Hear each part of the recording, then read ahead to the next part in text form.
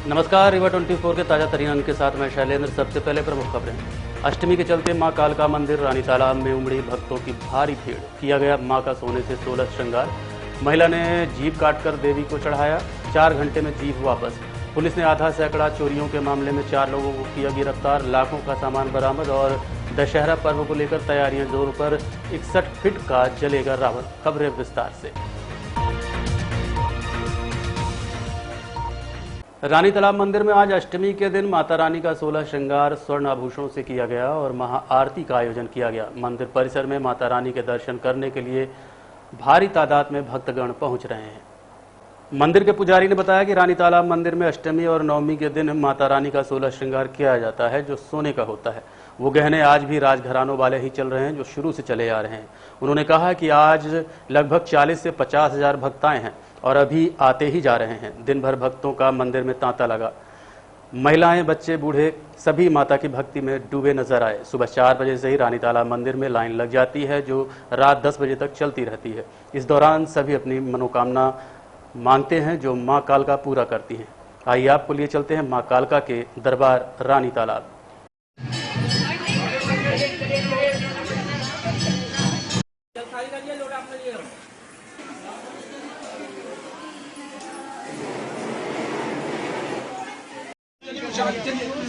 निकल पाएंगे आप लोग, सारा दिन ऐसे चलिए चलिए, हो गया जिनको दर्शन। देखिए, ये तो रजवाड़ों के जमाने का ये मंदिर है।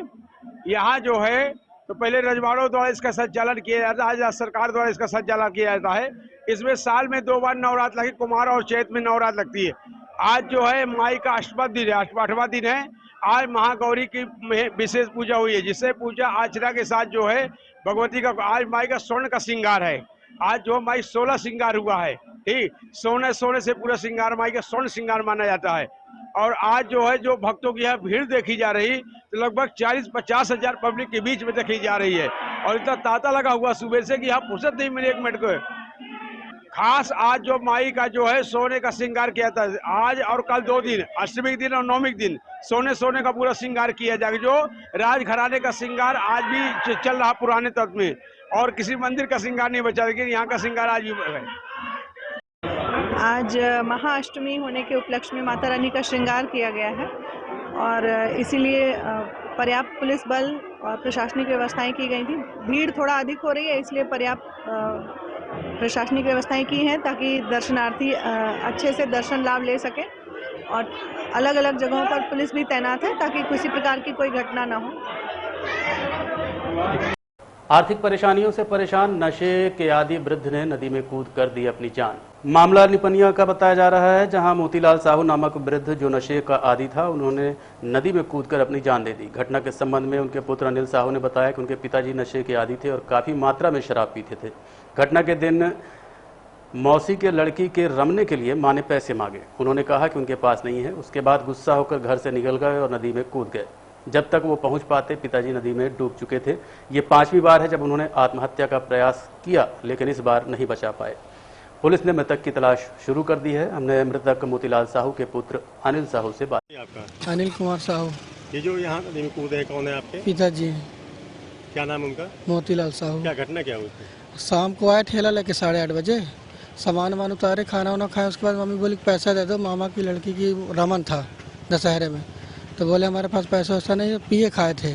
उसके बाद बाहर आके बैठे, तौले लगाए थे। उसके बाद दौड़ते हुए भागे, हम लोग लगे थे। तो हम लोग उधर वाले घाट में देखने गए। जब इधर वाले घाट में आके देखे तो छलांग मारी, तो हाथ थपथपा रहे थे। उधर से हम उतर के आए थे, में डूब चुके थे 9:30 बजे। नहीं तो क्या उनके साथ क्या परेशानी जा रही थी? मतलब नशा वशा भी करते थे क्या? ड्रिंक करते थे। कल भी ड्रिंक की हुई? कल किए थे ड्रिंक। पहले भी कई बार प्रयास किया। ये 5वीं बार हम नहीं बचा पाए। मतलब 5 बार बचा पर ले गए थे 2-3 साल में, 6वीं बार नहीं बचा पाए। हमेशा कलह की वजह क्या है? यही पैसा, ड्रिंक है ना? ड्रिंक का बस। मम्मी मना करती थी दारू पीने के लिए, वो हमेशा दारू पीते थे। कहाँ पे? लिपनिया साहू मोहल्ला। कब की घटना है? कल रात की। दशहरा पर्व को लेकर तैयारियां जोरों पर। 61 फीट का जलेगा रावण। कोरोना के बाद अब सब कुछ सामान्य हो गया है, इसलिए इस बार का दशहरा कुछ खास होगा। मुख्य समारोह एनसीसी ग्राउंड में होगा। उसके अलावा कई अन्य जगह भी रावण दहन किए जाने की सूचना है। इसकी तैयारियां नगर निगम द्वारा की जा रही है। इस संबंध में हमने संबंधित अधिकारी से बात की। देखिए, एक विजयदशमी का कार्यक्रम बहुत ही महत्वपूर्ण कार्यक्रम होता है और प्रतिवर्ष इसका आयोजन किया जाता है अधिकृत तौर पे। और जो सामूहिक रूप से किया जाने वाला कार्यक्रम है इस बार, क्योंकि कोरोना गाइडलाइन और ये सब चीज़ें समाप्त हो गई हैं, तो लोगों में उत्साह है। इसलिए हमें ऐसी सूचना प्राप्त हुई है कि अलग अलग स्थानों पर रावण दहन का कार्यक्रम आयोजित किया जाना है। फिलहाल हमारे पास जो सूचना है एनसीसी ग्राउंड की तो जानकारी है, उसको तैयारी भी उसकी चल रही है। अन्य स्थानों के लिए मेरा ये निवेदन है आयोजन समिति और अन्य लोगों से कि वो विधिवत समय पे हम लोगों को ये सूचना प्रदान कर दें कि कहाँ कैसा किस तरह से और किस समय वो आयोजन करने वाले हैं, जिससे कि उनको बेहतर ढंग से संचालित और संपादित किया जा सके। हम लोग जो मुख्य रूप से कार्यक्रम आयोजित करते हैं उसमें किले से एक ऐतिहासिक परंपरा रीवा की रही है। किले से लेकर यहाँ तक निकाला जाता है, फोर्ट रोड होते हुए एनसीसी ग्राउंड हमारा जुलूस आएगा, विजय जुलूस, और फिर वहाँ पर रावण दहन होगा और इसके पश्चात अन्य कार्यक्रम आयोजित किए जाते हैं। अन्य 3-4 स्थान हैं जो कि SF ground, Nehru Nagar, railway station आदि हैं। वहाँ की समितियों से अनुरोध है कि विधिवत समय से अपनी जानकारी हमें प्रदान कर दें, अनुमति आदि प्राप्त कर लें और एक उत्साह के साथ सभी लोग मिलकर इस कार्यक्रम को आयोजित करें। इस बार दशहरा पर्व एनसीसी ग्राउंड में मनाया जाएगा, जहां 61 फीट का रावण जलेगा। खास बात यह होगी कि आतिशबाजी जोरों की होगी। वही कागज का रावण इस बार नहीं बनेगा, बल्कि पैरे का रावण बनेगा। रावण के अलावा कुंभकर्ण और मेघनाथ के पुतले भी तैयार किए जा रहे हैं। इस संबंध में हमने रावण बनाने वाले कलाकार से बात की। ये कहाँ से आए हैं आप लोग? हम भी यार लोकल है, यहीं के रीवा के। परिहार मुक्ति के नाम से कारखाना है रेलवे स्टेशन में हमारा खुद का। इस बार कितने फीट का रावण रहेगा, क्या खासियत है, क्या अलग देंगे? इस बार रावण की हाइट है 61 फीट और ये पहले से बन रहा है। इसका जो मैप है हम पिछले 3 महीने से तैयार कर रहे हैं, तब कहीं जा सकते, अब ये कंप्लीट होने की कगार में है। कितने पुतले तैयार किए जा रहे हैं? 3, एक रावण, मेघनाथ और कुंभकर्ण। कब तक ये खड़े हो जाएंगे लोग? ये परसों 5 तारीख की मॉर्निंग में तैयार हो जाएंगे। और क्या नया है इस बार? इस बार नया आतिशबाजी बढ़िया होगी, काफ़ी देर तक ये जलेंगे। पहले जैसे आप देखे होंगे कागज़ के बनते थे, इस बार कागज़ के नहीं बन रहे हैं। इस बार पैरों और मिट्टी के बन रहे हैं। कोरोना के बाद भी? कोरोना के बाद इस बार तो काफ़ी देख रहे हैं, पब्लिक में काफ़ी उत्साह है। यही एनसीसी बस में बना रहे हैं रावण के, और कहीं? नहीं, हम तो ये एनसीसी में बना रहे हैं। एक अपने घर के पास हम जलाते हैं रेलवे में, एक वहाँ का बना रहे हैं। कितने लोग की आपकी टीम है? हमारे 15 लोगों की टीम। आज तो अष्टमी कांड, सब जा रहे हैं अपने अपने घर, रात में सब आ जाएंगे। देवी मंदिर में एक महिला ने चढ़ाई जीभ, दर्शन करने उमड़ी भक्तों की भीड़। मैदानी के समीप शिवाजी नगर में मां शारदा देवी का भूइया माता मंदिर है। तकरीबन 100 वर्षों से पुराना मंदिर बना है, जहां पर भारी तादाद में भक्तों की भीड़ लगती है। भक्त आते हैं, अपनी मनोकामना मांगते हैं और उनकी मनोकामना पूर्ण होती है। कई बार भक्तगण अपनी मनोकामना पूर्ण करने के लिए माता के चरणों में अपनी जीभ तक चढ़ा देते हैं। एक ऐसा ही ताजा मामला आज देखने को मिला है। आज सुबह एक महिला तकरीबन 5 बजे के आसपास माता के दरबार में गई और उसने अपनी जीभ चढ़ा दी। कुछ लोगों के द्वारा जब देखा गया तो आनन फानन में पुलिस प्रशासन और एम्बुलेंस को सूचना दी गई, लेकिन जब प्रशासन और एम्बुलेंस मौके पर पहुंचा तो स्थानीय लोगों द्वारा प्रशासन को उल्टे पैर वापस लौटा दिया गया। स्थानीय लोगों ने कहा कि हमारी माता ही समस्या का समाधान करेंगे। स्थानीय लोगों के द्वारा तुरंत भजन कीर्तन शुरू कर दिया गया और भक्तों का कहना सच हुआ। तकरीबन 4 घंटे बाद महिला की जीभ वापस आ गई और वो होश में आ गई। लोगों का कहना है कि माता के दरबार में जो भी गया है खाली हाथ वापस नहीं लौटा है। ये बहुत ही प्राचीन और पुराना मंदिर है, लोगों के आस्था का केंद्र बना हुआ है। तो मंदिर है, कितने वर्षों से? ये रानी देवी जी का मंदिर है। ये लगभग 100 साल से भी ज़्यादा पुराना प्राचीन मंदिर है। इसके बारे में ये कहा जाता है कि जब यहाँ पर तुर्क सेना पड़ी हुई थी राजतंत्र में, उस समय तुर्क सेना में जो हिंदू सैनिक रहा करते थे, उन लोगों ने माता की प्रतिमा की स्थापना किया है, ऐसा इसका इतिहास है। और लगभग 100 साल से यहाँ पर माता की ये प्रतिमा स्थापित है। ये दुआरी, खैरी, पडरा और शिवाजी नगर मैदानी यहाँ के लोगों की कुल देवी हैं और काफ़ी प्राचीन जो है मंदिर है और इनकी बड़ी महिमा है माता की। कितनी आस्था है भक्तों की यहाँ पर? अपार आस्था है माता की। यहाँ पर जो लोग जो अपनी मुरादें लेके आते हैं उनकी सबकी मुरादें पूरी होती हैं और माता के चरणों से जो भी प्रार्थना करते हैं उनको सब कुछ मिलता है, सभी की मनोकामनाएं पूरी होती हैं। आज एक बंसल परिवार की महिला है, राजकुमारी बंसल उनका संभवतः नाम है, और सुबह 5 बजे के आसपास जब मंदिर खुला है उसी समय वो आई हैं और उन्होंने आकर के यहाँ पर माँ को अपनी जो है जीप चढ़ा दी थी। जब भक्तों का आना जाना हुआ, यहाँ पर लोग आए तो देखे कि उनके मुंह से खून का प्रवाह हो रहा था, ब्लड निकल रहा था। चूँकि कुछ नए लोग थे, इस घटना को देख करके उनको थोड़ा सा संशय हुआ कहीं कोई दिक्कत ना हो जाए, तो तुरंत प्रशासन को सूचना दी गई, पुलिस प्रशासन को सूचना दी गई, एम्बुलेंस को सूचना दी गई और प्रशासन भी यहाँ आ चुका था, एम्बुलेंस भी आई थी। लेकिन माँ के चमत्कार देखिए, माँ की कृपा देखिए कि जो बंसल परिवार के लोग थे उन्होंने कहा कि हमारी माँ पे जो है विशेष आस्था है और हम चाहते हैं कि थोड़ा सा हमें समय दें और माँ की चरणों की कृपा होगी तो उसको पुनः जीव उसको मिल जाएगी। माँ के चरणों की कृपा से उस महिला को, वो उस भक्त को जिसने माँ के चरणों में इतना बड़ा समर्पण किया, उसको जीव जो है मिल गई है और वो सकुशल माँ के दर्शन कर रही है, स्वस्थ है, बिल्कुल मंदिर परिसर में है। अभी माता जी के वो दर्शन कर रही हैं और भगत का कार्यक्रम चल रहा है। हमारे जो दुआरी गांव के लोग हैं वो सब भगत का आयोजन किए हुए हैं। मेरा नाम वरुण तिवारी है। मैं पैसे से एक ऐसी महिला आई जो अपनी मनोकामना पूर्ति के लिए उसने माता के चरणों में जीव समर्पण कर दिया। क्या ऐसा स्थिति है उसकी, कैसी है क्या? अब ठीक है, वो आई थी 5 बजे सुबह में, हमारे साथ ही आई थी। हमने ये तो हमको पता नहीं थी ये जीप चढ़ाने वाली है, क्या करने वाली, जैसे सब श्रद्धालु आते हैं दर्शन करने के लिए, हमारे समझ में आया ये भी दर्शन करने आई है। हमने माता का श्रृंगार चढ़ाया, आरती किया, चला गया, घर चला गया। घर जाने के बाद ये पता चली कोई महिला ने जीप चढ़ाई है। यहाँ प्रशासन सब आए थे, एम्बुलेंस भी आई, लेकिन ये हुआ तो भी वो बंसल समाज के लोग बोले हमें हमको थोड़ी समय दीजिए, अभी तो हुआ है और हो गया। थोड़ी देर बाद प्रशासन के जाने के बाद माता रानी ने उनको जीप दे दिया। अब ठीक है, स्वस्थ हैं, आप भी जाके दर्शन कर सकते हैं माँ का। इस तरह का मतलब हमेशा, मतलब कई बार, एक बार नहीं हुआ है, ये कई बार हुए हैं, हमेशा होता रहता है। जो भी भक्त आते हैं उनकी मनोकामना पूरी हो जाती है अगर सच्चे हृदय से, सच्चे मन से, मन सच्चा है, जो मांगन मांगा है तो माँ के दरबार में उसका मांगन पूरा हुआ है। कौन सी माता मंदिर का है? ये शारदा माँ का मंदिर है, महाकाली का मंदिर है, माँ रानी भुइया का मंदिर है, काल भैरव महाराज हैं। क्या नाम है? हमारा नाम है विजय कुमार सेन।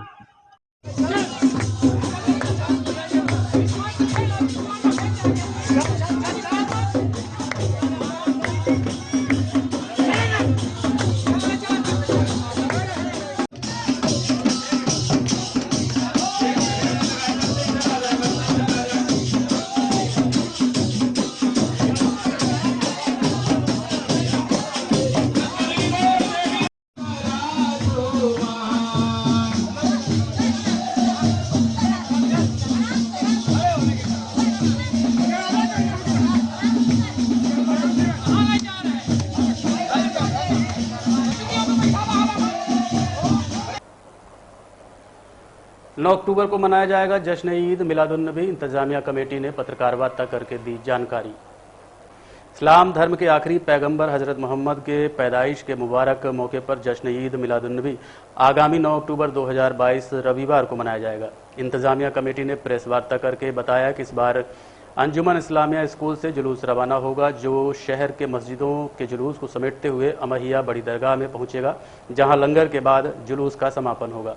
इस बारे में पूरी जानकारी देते हुए इंतजामिया कमेटी के सदस्यों ने प्रेस वार्ता के माध्यम से बताया। हम लोगों ने तय कर लिया ये बात पर आज से लगभग 40 वर्ष पूर्व रीवा शहर में वक्फ अंजुमन इस्लामिया स्कूल के पूर्व सदर लाल मोहम्मद साहब ने ईद मिलादुन्नबी की जश्न की परंपरा इसी अंजुमन इस्लामिया स्कूल से स्कूल के विद्यार्थियों को लेकर के जुलूस का प्रारंभ किया था। वो जुलूस सिर्फ मुख्तसर मोहल्ले के कुछ गलियों में निकला। इस तरीके से धीरे धीरे फिर जुलूस का वृहद रूप जो अब आपके सामने है और जुलूस की जो गैदरिंग का वो है, गोगर वक्फ अंजुमन इस्लामी स्कूल में सुबह बाद नमाज फजर कुरान खानी और 10 बजे से यहाँ फातिहा खानी के बाद मासूम मिल्लत कमेटी के द्वारा खाने काबा का टुकड़ा जो यहीं पे बगल में बन रहा, उसको जुलूस में शामिल हो करके जुलूस यहाँ से रवाना हुआ। मस्जिद रिसालदार की में फातिहा खानी का आयोजन होगा, वहाँ से भी इस्लामी टुकड़े शामिल होंगे। हमीदिया कॉलोनी जगह से एक जुलूस चलेगा जो जय स्तंभ होते हुए बड़ी पुल से होकर के रिसालदार मस्जिद में शामिल होगा मुख्य जुलूस में। वही जुलूस पहुँचेगा सोनी बिल्डिंग पे, जहाँ पे विषय दारा साह से एक जुलूस प्रारंभ होगा जो तरहटी होते हुए तरहटी के जुलूस को शामिल होकर के सोनी बिल्डिंग पे मुख्य जुलूस में शामिल होगा। ये जुलूस जब आगे जाएगा तो फोर्ट रोड होते हुए स्टेच्यू चौराहा, प्रकाश चौराहा, तो प्रकाश चौराहे पे बोधा बाग का जुलूस कुटेही के जुलूस से शामिल होकर के शिल्पी प्लाजा होते हुए प्रकाश चौराहे में शामिल होगा। जब ये जुलूस आगे पहुंचेगा छोटी दरगाह पे, तो वहाँ पे फातिहा खानी लंगर के बाद जो नए बस स्टैंड से एक जुलूस प्रारंभ होगा, वो जुलूस आएगा बाण सागर के जुलूस को शामिल करते हुए धोबिया टंकी, और धोबिया टंकी से वो जुलूस आकर के मुख्य जुलूस पे हाथुटा चौराहे में शामिल होगा।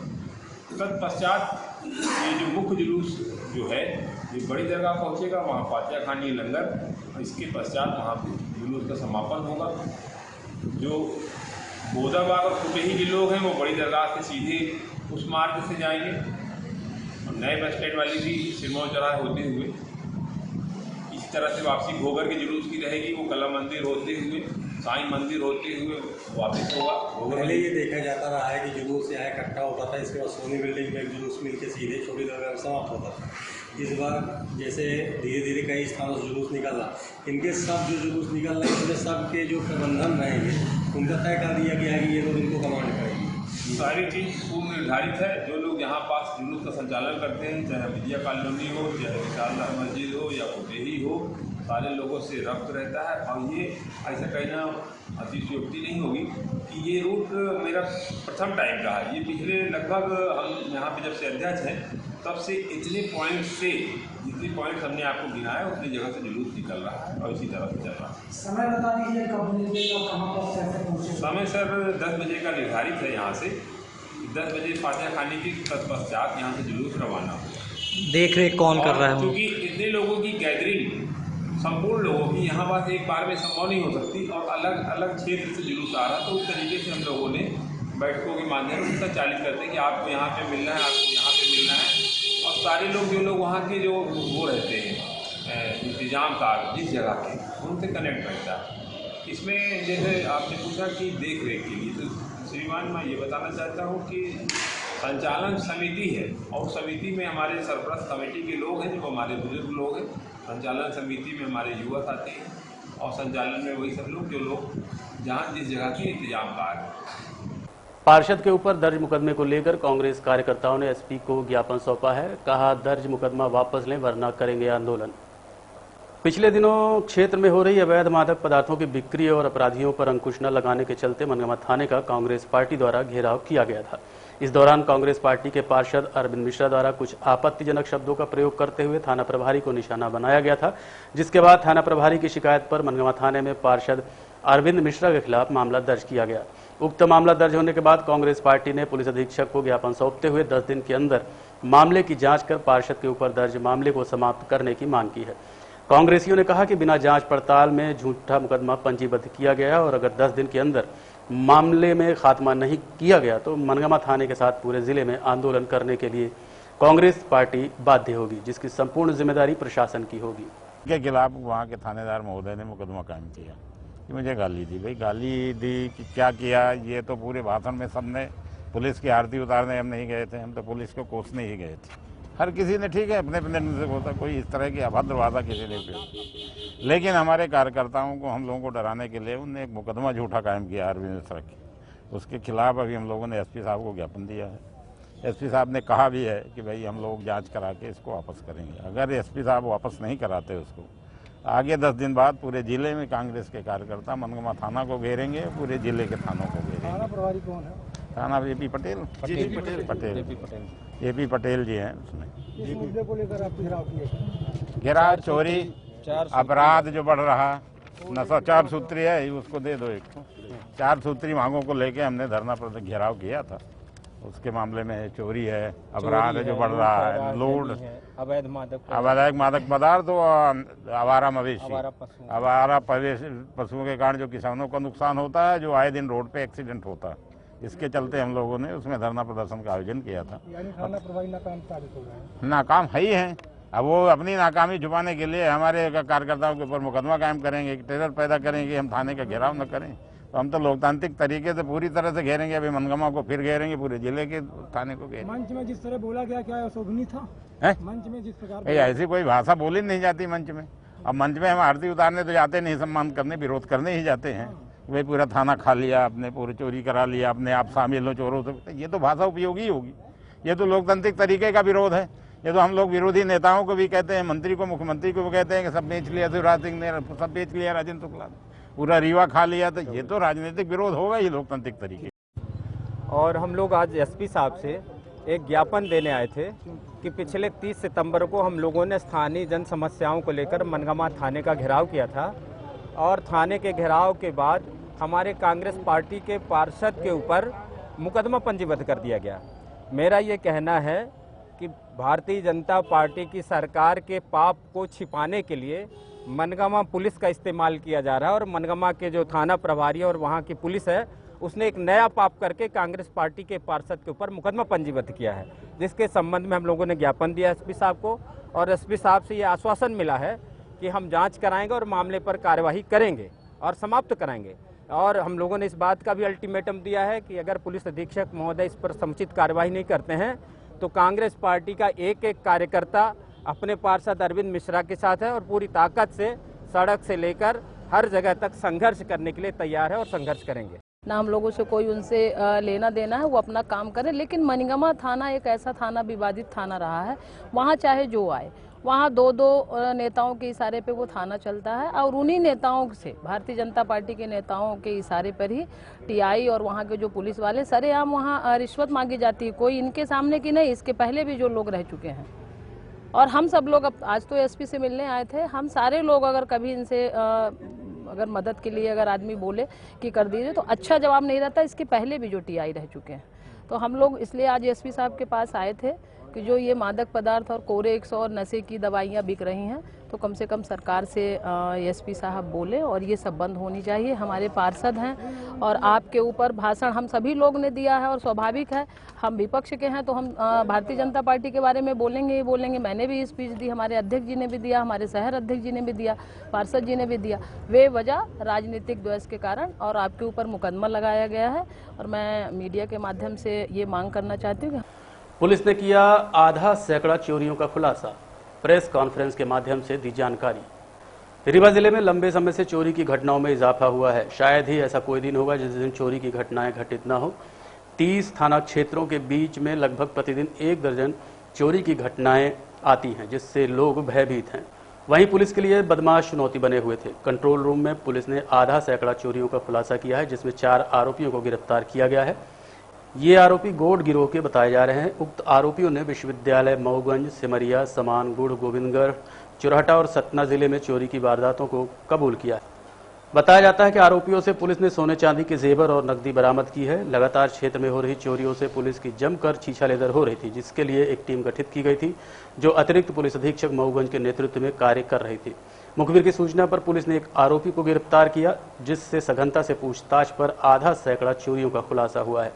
आपको सुनाते हैं पकड़े गए आरोपियों और चोरी की घटनाओं के संबंध में पुलिस अधिकारियों ने क्या जानकारी दी। लगभग 80 चोरियों के आसपास चोरियां ट्रेस हुई थी और एक गैंग का पूरा खुलासा हुआ था। उस गैंग के कुछ बिखरे एलिमेंट या कह सकते हैं वो साथी जो अभी उस दौरान पुलिस की पकड़ धकड़ से भाग गए थे, तो अब वो दोबारा हमारे रडार में आए हैं और उनमें से अभी 4 लोगों को हमने अरेस्ट किया है और इनसे जो माल बरामद हुआ है वो भी आपके सामने है। हमारे ज़िले की 30 चोरियां जो विभिन्न थाना क्षेत्रों की हैं, जो कि आपको प्रेस नोट में लिस्ट में दिया गया है, उनकी जानकारी इनसे मिली है। साथ ही साथ अभी पूछताछ में इन्होंने सतना जिले में भी लगभग 20-21 चोरियों के आसपास की जानकारी दी है हमने इसकी इंफॉर्मेशन सतना पुलिस को भी दे दी है। उनकी टीम आकर इनसे भी पूछताछ करेगी और इनसे इंटरोगेशन के दौरान उनकी संख्या और भी मुझे लगता है बढ़नी चाहिए। वो लोग भी अपने इसको रिमांड पर लेंगे आरोपियों को और अपने रिकवरी करेंगे। तो इससे क्षेत्र में हमारे काफ़ी संख्या में चोरियों पर भी अंकुश लगेगा और जो लोगों के साथ घटना हुई थी उनको भी उनका सामान वापस करके पुलिस अपने ड्यूटी को निभाने का एक एग्जाम्पल पेश करेगी। जो टीम ने इतना अच्छा काम किया है, बड़ी संख्या में इतनी चोरियां ट्रेस की हैं, उसके अकॉर्डिंग इनको हम लोग कैश रिवार्ड भी देंगे इस टीम के सभी मेंबर्स को। और इन सब की जो चोर हैं मिले हैं, इनकी गैंग हिस्ट्री शीट हम लोग खोलेंगे, जिससे गैंग के रूप में ऑपरेट करते हैं, गैंग में किस साथी का क्या रोल रहता है, उस सब पर हम लोग अभी काम कर रहे हैं। अभी इन्वेस्टिगेशन शुरू हुआ है और हमें आशा है कि अभी और पूछताछ में और भी डेवलपमेंट होंगे। 4 लोग हमारे पास में हैं और अभी तक की पूछताछ में जैसा कि आप जानते हैं कि एक बार में पूरी जानकारी प्राप्त करना संभव हो नहीं पाता, तो क्रॉस चेक कर रहे हैं, स्टेटमेंट्स इनके लिए हैं और अन्य जिलों में भी पूछताछ कर रहे हैं इनके बारे में। कुछ जगह पर साइबर सेल भी अपना प्रयास कर रहा है कि वहाँ से भी कुछ सहयोग मिले। तो अभी थोड़ा विवेचना में समय लगेगा, जिससे कि हम फाइनल तभी बता पाएंगे जब हमारे हर एंगल से पूरी विवेचना पूरी हो जाएगी। रीवा के ही थे सर और बाहर के हैं? इसमें कुछ अमरपाटन के रहने वाले लड़के भी हैं, कुछ हमारे यहाँ के हैं। इसमें मैं आपको एक चीज़ और ऐड करना चाहूँगा कि हमने चर्चा की थी हमारे जिला प्रशासन के अधिकारियों से कि ये लड़के इस प्रकार की गतिविधियों में लिप्त रहते हैं और उसके पश्चात ये लोग चोरी करके जब जो भी इनको पैसा मिलता है, मैक्सिमम मोटरसाइकिल वगैरह खरीद के उसको अपना समझते हैं कि हमने काफ़ी अचीवमेंट कर लिया और आगे कभी कोई तरक्की नहीं कर पाते, कोई कैरियर नहीं बना पाते और फिर जब वो पैसे खत्म होते हैं तो चोरियों की ओर प्रवृत्त हो जाते हैं। तो जिला कलेक्टर ने भी इस बात को समझा और उन्होंने 3 डिपार्टमेंट से चर्चा की है और तीनों डिपार्टमेंट मिलके हमारा प्रयास है कि अगले 1 हफ्ते में हम इस क्षेत्र में जाकर एक कैंप लगवाएं। प्रशासन की विभिन्न योजनाएं हैं, उससे इनको रोजगार क्या मिल सकता है। इनमें से कुछ ऐसे बच्चे हैं जो पहली बार किसी अपराध में चले गए हैं, कुछ बच्चे नाबालिग भी हैं इनके कुछ ग्रुप में। तो हम चाहते हैं कि वो लोग अपराध की ओर प्रवृत्त ना हो, इस हेतु शासन की विभिन्न योजनाओं से उनको लाभ कैसे दिलाया जाए, इसका कैंप नेक्स्ट 7 डेज में गढ़ थाना क्षेत्र में हम लोग प्लान कर रहे हैं। और उनको छोटे छोटे कोई रोजगार के लिए, शॉप खोलने के लिए, कोई अपना बिजनेस करने के लिए, इस टाइप की चीज़ों पे अभी काम चल रहा है। 3 डिपार्टमेंट बेचने वाला इनका एंगल है। तो जैसे पिछली बार की चोरी में आपने देखा इलाहाबाद का एक जो सोने का व्यापारी था, वो इनका बहुत बड़ा साथी निकला था, तो हमने उसको भी मुलजिम बना था वो भी, और वो भी जेल गया था। इस बारे में अभी इनसे और पूछताछ जारी है कि इनका कोई और इस प्रकार का दुकानदार है जो इनके सामान को खपाने का काम करता था, तो उस पर इन्वेस्टिगेशन अभी जारी है। उस पर भी हम काम कर रहे हैं कि कोई लिंक इलाहाबाद तक है क्या मध्य प्रदेश छोड़ के, अगर वहाँ जैसे पिछली बार हुआ था तो पिछला अनुभव भी हमारी टीम अभी अपना उस अनुभव का भी लाभ ले। देखते रहिए रीवा 24 न्यूज। मिलते हैं छोटे से ब्रेक के बाद। हड्डी जोड़ एवं रीढ़ रोग तथा स्त्री रोग एवं प्रसूति रोग का इलाज एक ही छत के नीचे। विघ्नहर्ता hospital and trauma centre, hotel landmark के पास, रतहरा, रीवा। डॉक्टर संतोष सोनी, पूर्व चिकित्सक, बॉम्बे हॉस्पिटल, मुंबई। हड्डी जोड़ एवं रीढ़ रोग विशेषज्ञ, छोटे चीरे एवं दूरबीन विधि द्वारा हाथ तथा पैर की हड्डियों का ऑपरेशन। गठियाबात, जटिल एवं बिगड़े हुए फ्रैक्चर का बेहतर इलाज करते हैं डॉक्टर संतोष सोनी। विघ्नहर्ता हॉस्पिटल ट्रॉमा सेंटर में ही स्त्री एवं प्रसूत रोग विशेषज्ञ डॉक्टर शैलजा सोनी भी उपलब्ध हैं, जिनकी देखरेख में नॉर्मल डिलीवरी, सिजेरियन ऑपरेशन एवं बच्चेदानी से संबंधित ऑपरेशन की बेहतर सुविधा। संतानहीन दंपत्ति तत्काल संपर्क करें। विघ्नहर्ता hospital and trauma centre, hotel landmark के पास, रतहरा, रीवा। सुविधाजनक एवं सफल इलाज हेतु आज ही संपर्क करें। विघ्नहर्ता hospital and trauma centre, hotel landmark के पास, रतहरा, रीवा। मोबाइल नंबर 7828781983 अथवा 8462956774 पर। साइकिल अगरबत्ती वालों ने डायमंड क्लब को सौंपी अगरबत्ती। डायमंड क्लब के आयोजकों ने बताया कि पिछले 42 साल से डायमंड क्लब द्वारा माता रानी की मूर्ति रखी जाती है और उस पर लोगों की बड़ी आस्था है। इस बार भी उन्होंने मूर्ति की स्थापना की और साइकिल अगरबत्ती वालों से अगरबत्ती की मांग की। उनका कहना है कि साइकिल अगरबत्ती रीवा जिले में बनती है और जब उन्होंने मांग की तो उन्होंने इसे माना और अगरबत्ती जलाने के लिए प्रदान की। ये डायमंड क्लब की तरफ से यहाँ पे हर वर्ष जो दुर्गा माता की स्थापना होती है, आज 42 वर्ष हो गए। इन सब लोगों के पास से कोई कौन सा कंपनी है, साइकिल कंपनी वाले, उन्होंने ये एक अगरबत्ती भेजी है जो 24 घंटे तक जलती है। इससे शहर में सुगंध फैले और लोगों में खुशहाली आए, उसी उद्देश्य से इन्होंने साइकिल को किया। शासकीय आदर्श विज्ञान महाविद्यालय में अमृत महोत्सव के तहत सितंबर माह की संगोष्ठी का आयोजन किया गया। शासकीय आदर्श विज्ञान महाविद्यालय में अमृत महोत्सव के तहत सितंबर माह की संगोष्ठी का आयोजन अतिरिक्त संचालक रीवा संभाग डॉक्टर पंकज श्रीवास्तव के आतिथ्य में हुआ, जिसमें स्वागत एवं आभार डॉक्टर अभिलाषा श्रीवास्तव द्वारा एवं संचालन डॉक्टर भारतेंदु मिश्र द्वारा किया गया। मुख्य वक्ता के रूप में वरिष्ठ पत्रकार एवं साहित्यकार श्री जयराम शुक्ल जी ने विंध्य प्रदेश के अज्ञात बलिदानों के विषय में प्रकाश डाला एवं स्वतंत्रता कैसे प्राप्त हुई इसका उल्लेख किया। दूसरी वक्ता डॉक्टर केसर कली तिवारी जी ने वीर महानायकों बलिदानियों के बलिदान की शौर्य गाथा एवं लाल पदुधर सिंह, कप्तान अवधेश प्रताप सिंह, लाल श्याम शाह सिंह आदि अनेक क्रांतिकारियों ने अपने देश की आज़ादी के लिए शहीद हो गए। ये समय भारतीय नवयुवकों के पुनर्जागरण का है, जिसमें छात्रों ने रुचि लेकर सुना। इस कार्यक्रम में कार्यक्रम प्रभारी डॉक्टर अनीता, डॉक्टर बीना, डॉक्टर नीलम, विनीता, डॉक्टर स्मृति एवं शिवा उपस्थित रहीं। आज के अंक में इतना ही। देखते रहिए रीवा 24 न्यूज़। नमस्कार।